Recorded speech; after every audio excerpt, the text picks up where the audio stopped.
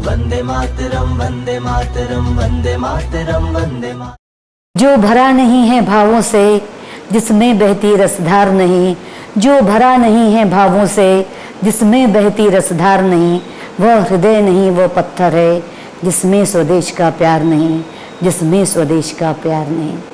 परम प्रिय प्यारे बच्चों, स्वतंत्रता दिवस के पावन पर्व पर आपको अंतर की गहराइयों से अनंत अशेष शुभकामनाएं। आज के बच्चे देश का भविष्य हैं, वे राष्ट्र निर्माता हैं। इसलिए प्यारे बच्चों, आपको सतत जागरूक और सावधान रहना चाहिए, क्योंकि आपकी उम्र में ही ऐसे कई क्रांतिवीर थे जिन्होंने भारतीय इतिहास को स्वर्णिम पन्नों से रच दिया, एक नया सुनहरा इतिहास बनाया।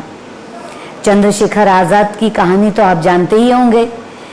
10-12 वर्ष की उम्र में होंगे और उनसे कोई पूछता तुम्हारा नाम क्या है, तो कहते आजाद। पिता का नाम स्वाभिमान। कहाँ रहते हो?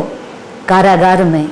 ऐसे ही अनेक, भगत सिंह 19 वर्ष की, लगभग 19 वर्ष की उम्र में वे फांसी के फंदे पे झूल गए। महारानी लक्ष्मीबाई 19 साल की उम्र में महारानी बनी और 23 साल में शहीद हो गईं। खुदीराम बोस 14 वर्ष के थे तब उन्हें फांसी की सजा हुई। प्यारे बच्चों, आप में भी वही क्षमता है, वही शक्ति है। यदि आप सेवा करना चाहते हैं देश की, तो कोई सेना में जाकर भर्ती होने की आवश्यकता नहीं है। आप जहां हैं वहां रहकर काम करें। छोटे छोटे कार्य बेहतर राष्ट्र का निर्माण करते हैं। यदि विद्यार्थी हैं तो मन लगाकर पढ़ाई करें, ईमानदारी से अपने कर्तव्य का पालन करें और बड़ों की आज्ञा का पालन करें।